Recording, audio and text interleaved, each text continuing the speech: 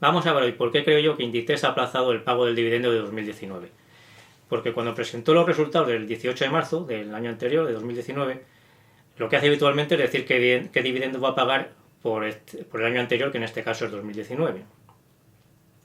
Y como tiene un exceso de liquidez de 8.100 millones y el dividendo del año pasado, de 2018, fueron 2.750 millones y el de 2019, según lo que han crecido los beneficios, debería ser unos 3.100 millones, pues claro, a primera vista se ve que pagando esos 3.100 millones aún les seguirían sobrando 5.000 millones de liquidez.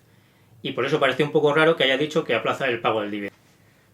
Entonces, para entender por qué Inditex puede haber hecho esto, según mi opinión, pues creo que tenemos que tener en cuenta que esta situación es muy especial. Y entonces ninguna empresa está preparada para que le quiten los ingresos de la noche a la mañana. En el caso de Inditex todavía vende algo porque en teoría y en la práctica pues sigue vendiendo por internet. Pero el año pasado, en 2019, las ventas por internet fueron solo el 14%. Entonces, si eso lo extrapolamos a los 12 meses, pues en vez de vender 28.300 millones tendrían unos ingresos de 3.900. Y además sucede que, claro, aunque se puede comprar por internet, en la práctica la gente está comprando mucho menos porque para estar encerrados en casa pues no se necesita comprar ropa nueva. Entonces esas ventas también están bajando mucho. Lo siguiente que tenemos que mirar es qué gastos tiene Inditex. Y al año tiene unos gastos de unos 20.700 millones, como veis. Entonces, ¿qué parte de todos estos gastos puede recortar al tener la empresa prácticamente parada? Pues la cifra no está calculada, claro, porque ninguna empresa está preparada para una cosa así. Entonces Inditex no tiene un cálculo hecho de cuánto podrían bajar sus gastos en esta situación. Lo que está haciendo, como todas las empresas, es intentar bajarlos al máximo, pero hasta que esto no pase no podrá saber exactamente en cuánto ha podido reducir sus gastos. Seguro que podrá comprar menos tela y estará gastando mucha menos energía en las tiendas cerradas y en los camiones que no están transportando ropa, pero la cifra exacta es imposible de saber ni siquiera para los directivos de Inditex. Una cifra de gastos importante que sí que se conoce son los gastos de personal, que son casi 4.500 millones.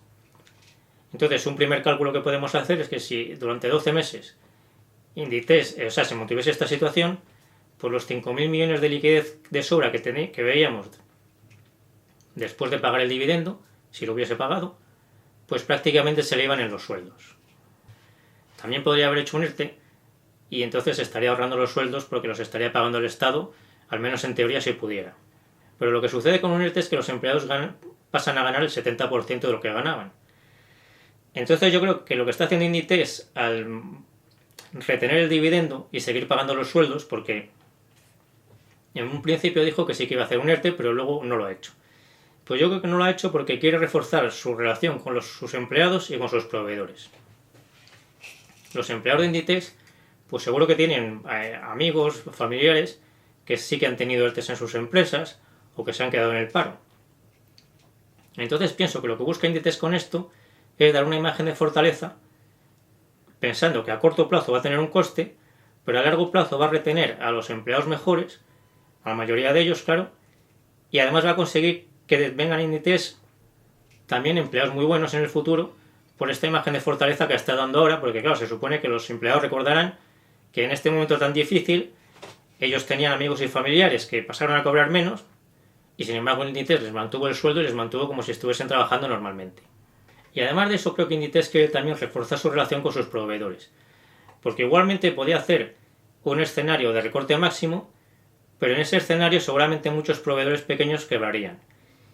Y esto se puede pensar que para Inditex le da una especie de seguridad a corto plazo, en el sentido que le baja mucho los gastos, pero más a medio plazo, pues claro, se habría quedado sin proveedores que le están dando un servicio bueno y tendría que buscar otro o esperar a que otro llegase a ese nivel de calidad de servicio y de relación calidad-precio, y eso no es fácil. Entonces, creo que Inditex hace bien en intentar mantener esta relación con los proveedores, seguramente estará hablando con todos ellos, a ver en qué situación están, si a algunos les adelanta compras, a otros las puede retrasar, y para eso le viene muy bien haber retenido la decisión sobre el dividendo. Así que yo creo que lo que ha hecho Inditex tiene mucho sentido. No es imprescindible que lo hubiese hecho, porque hemos visto que tenía 5.000 millones de sobra de liquidez después de pagar el dividendo. Y aunque se le hubiese acabado esa liquidez y se hubiese endeudado no pasaría nada, porque una vez que todo vuelva a la normalidad, Inditex volverá a generar mucha más liquidez y la deuda que hubiese contraído la habría pagado con facilidad. Así que realmente el riesgo que habría corrido pagando ese dividendo y arriesgándose a que en el peor de los casos se hubiese tenido que endeudar, creo que habría sido relativamente bajo.